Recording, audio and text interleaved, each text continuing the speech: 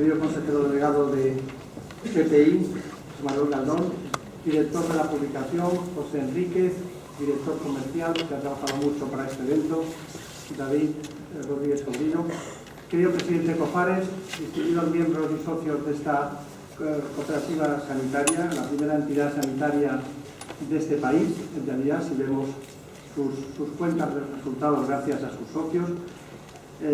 No quiero pasar por alto las palabras de don Carlos González Bosch antes de entrar en lo que sustenta realmente la oficina de farmacias, que es el conocimiento del farmacéutico. Vamos a entrar en ese tránsito que hay de la farmacia de prescripción a la farmacia asistencial. Cuando un producto está en nuestras manos, en las manos de un farmacéutico, realmente tiene un contenido de investigación, de I+D, y también ha pasado por muchos, diríamos, fenómenos que ustedes conocen perfectamente hasta que se deposita en las manos del paciente.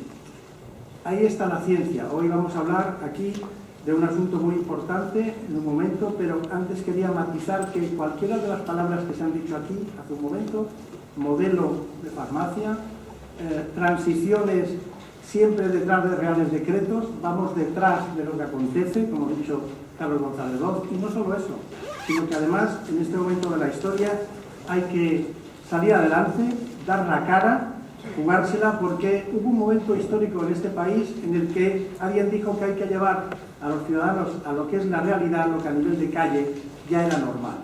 Pues esto es lo que está ocurriendo en este momento. La era digital ha entrado en la farmacia, se hablan de cifras del 8%, y no es un asunto menor esos porcentajes aparentemente alejados de cantidades desorbitadas, sino que eso tiene unas posibilidades de crecimiento, como está ocurriendo en Estados Unidos, y el presidente Cofares toma buena nota de este asunto. Así que tendrán ustedes a lo largo de la jornada posibilidad de enterarse perfectamente de este asunto, pero ahora vamos con lo que es el conocimiento científico. Hace tiempo conocí al doctor José Sabán, fue en una reunión de antienvejecimiento y parecía que los radicales libres eran sus verdaderos amigos, porque sabía de dónde iban y a dónde venían. Lo cierto es que nació en Córdoba, es premio extraordinario de su carrera, es cofundador de la primera unidad de diabetes de un servicio de medicina interna y de la primera unidad clínica de riesgo en el año 90. Es fundador de la unidad de endotelio cuando nadie sabíamos en España qué era una unidad de endotelio, aunque todos conociéramos qué es esa estructura que está en la parte interior de todas las arterias y que existe en España este tipo de unidad al espejo de las que hay en países y otros países del mundo, como la Universidad de Maastricht, la más antigua del mundo, se creó en el 88, Londres, Padua o Nueva York. Es responsable de esa unidad y también ha escrito uno de los grandes libros de medicina en relación con lo cardiometabólico. Piensen ustedes que la obesidad pasa siempre por un síndrome metabólico y después de eso surgen los problemas cardiovasculares. Así que hoy tenemos la posibilidad de conocer a un hombre que ha hecho mucho en el ámbito de la medicina preventiva centrada en las claves de la modernidad, es decir, la inflamación vascular, el estrés oxidativo y la disfunción endotelial. Por eso su libro Control Global del Riesgo Cardiometabólico, la disfunción endotelial como diana preferencial, ha sido todo un éxito en el ámbito científico español. Nos hablará de las 3 dianas de la medicina del futuro: estrés de retículo, autofagia y vía de señalización TOR. No piensen ustedes que estamos de broma y pretendemos engañar, pero es difícil encontrar documentación de estos 3 aspectos. Pero todo eso al final nos va a llevar a elementos que acuden los ciudadanos y pueden hacer prevención desde la oficina de farmacia. Por eso le damos la palabra con esta ponencia tan especial, prevención cardiovascular eficaz a partir del control de las 3 dianas de mayor impacto lesional, estrés de retículo, autofagia y vía de señalización TOR, al doctor José Sabán. Muchas gracias.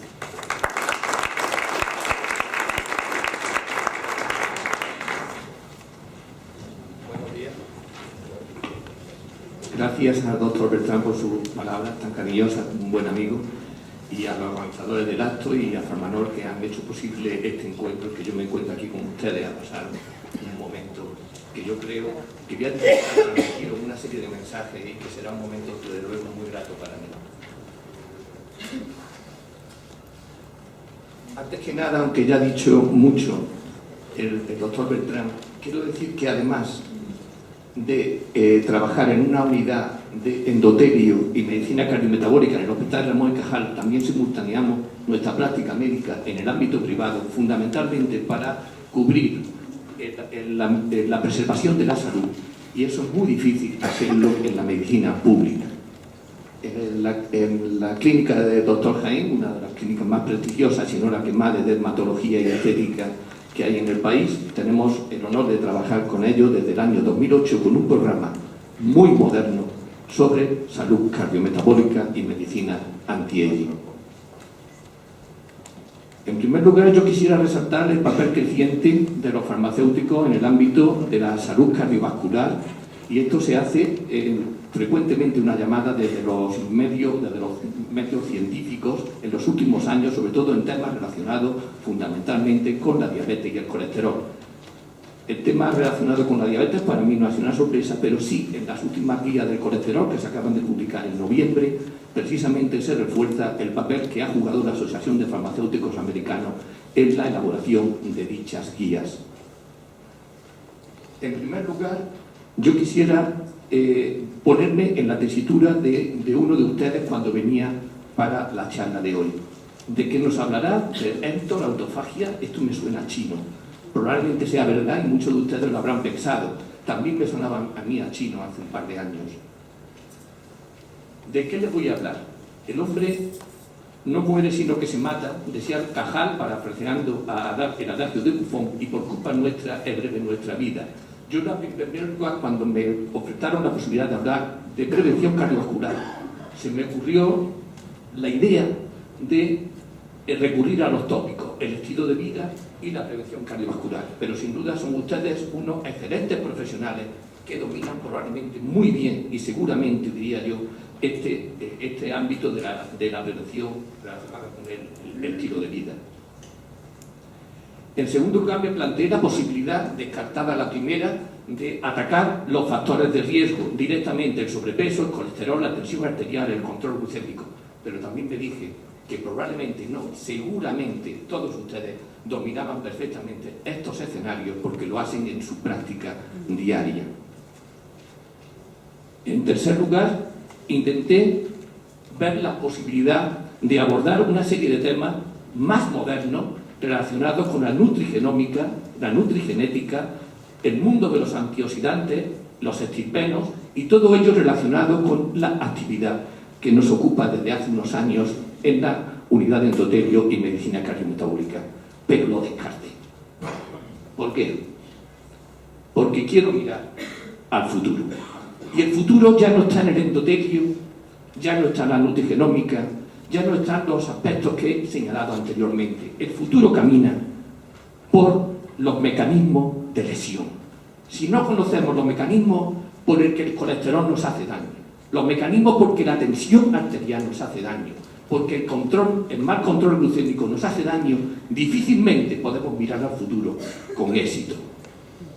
Por eso, buscando y rebuscando entre mis apuntes, encontré que el punto de confluencia de todas las enfermedades cardiometabólicas, la diabetes, la obesidad, todo el mundo, todo relacionado con el colesterol, el mundo de la tensión arterial, todo lo relacionado con el infarto de miocardio, lo relacionado con el infarto cerebral y más allá, incluso rebuscando los mecanismos que están implicados en el cáncer y más allá aún en el propio envejecimiento, todos tenían 3 puntos en común: el estrés de retículo, la autofagia y la vía de señalización Héctor. Y entonces me dije, ¿y por qué no abordar este fantástico tema con vistas al futuro? Decía un proverbio de Sun Tzu: si conoces el enemigo y te conoces a ti mismo, ni siquiera en 100 batallas te encontrarás en peligro. Este es el futuro. Caminemos hacia él. ¿Y para eso qué necesitamos? ¿Es complejo todo esto que nos va a decir? No, absolutamente no. Necesitamos saber lo que es un núcleo, lo que es un retículo endoplásmico, cómo abraza el núcleo. En principio lo estudiamos porque sintetizaban proteínas. Eso es lo que aprendimos en la facultad todos. Los farmacéuticos, los médicos, los biólogos nos enseñaron que el retículo endoplásmico era muy importante porque se producía la secreción de proteínas, fantástico. Y luego necesitamos saber lo que es la mitocondria. Solo eso, con eso nos es suficiente. Si sabemos lo que es el núcleo retículo endoplásmico, la mitocondria, nos vale para seguir la charla de hoy. Sin duda, antes de entrar en el tema, necesitamos refrescar que el estrés oxidativo del que hablaba el doctor Bertrand sigue siendo una teoría válida y es injusto que su creador, en el año 55, todavía hoy, no haya recibido el premio Nobel, cuando nadie ha sido capaz de desmontar su teoría sobre el envejecimiento y sobre la enfermedad cardiovascular. Sigue Denham Hartmann en vida y esperando su premio Nobel, que por mérito se merece. Decía Lucio Anneo Séneca, paisano cordobés, que cuando el sol se aleja para desaparecer se ve mejor su grandeza. Exactamente lo que pasa con el endotelio. Como decía muy bien el doctor Bertrand, el endotelio es la capa que resiste nuestras arterias, la capa que sufre la subida de colesterol, la subida de la glucemia, la subida de la tensión arterial.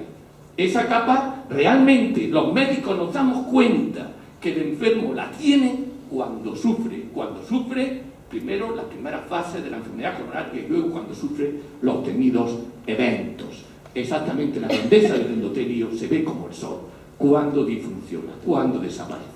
Así estudiamos el endotelio en nuestros pacientes. ¿Es esto complejo? No, no es complejo. Nosotros sometemos a nuestros pacientes a una breve isquemia durante 5 minutos en un dedo y utilizamos el otro como contralateral. Con el manguito de presión le producimos la isquemia y cuando liberamos el manguito de tensión producimos liberación de óxido nítrico y la liberación de óxido nítrico dilata nuestras arterias. Así de sencillo, una prueba que solo dura 10 minutos nos permite conocer el estado funcional de nuestro endotelio. Por medio de unas fórmulas, nosotros podemos saber y motivar a nuestros enfermos de cómo está su endotelio y cómo cuando deja el tabaco, cuando mejora su colesterol, mejora su glucemia, mejora la función de su endotelio. Luego veremos por qué esto es importante tenerlo claro. También realizamos una serie de técnicas analíticas para realizar lo que se llama una aproximación multimarcador entre los biomarcadores y el funcionamiento endotelial con la isquemia. Nosotros dibujamos perfectamente el endotelio de nuestros pacientes. Y antes de entrar en el tema, también necesitamos recordar que todos los aspectos cardiometabólicos son genéticos y contra eso es difícil de luchar, pero no es imposible. Fíjense en estos estudios que se están llevando a cabo, uno es en Inglaterra y otro en América. Y en estos estudios están metidos pacientes diabéticos tipo 1 que llevan 50 años de enfermedad, 60 años de enfermedad, 70 años de enfermedad, y resulta que no tienen complicaciones, no tienen retinopatía, y precisamente estos enfermos no son los que mejor controlados están. ¿Cómo es posible que se pueda vivir 70 años a una diabetes tipo 1 sin que nos lesione ningún vaso, sin que lesione nuestras retinas, sin que lesione nuestros riñones? Porque la genética de estos pacientes es especialmente protectora. Ese es el futuro camina por conocer la genética de cada uno. En unos casos nos protegen y en otros nos perjudican. Y todo el mundo tendrá derecho en su futuro de pedirle a sus médicos que estudien la genética, porque sin ella es difícil encajar y explicarse la práctica diaria.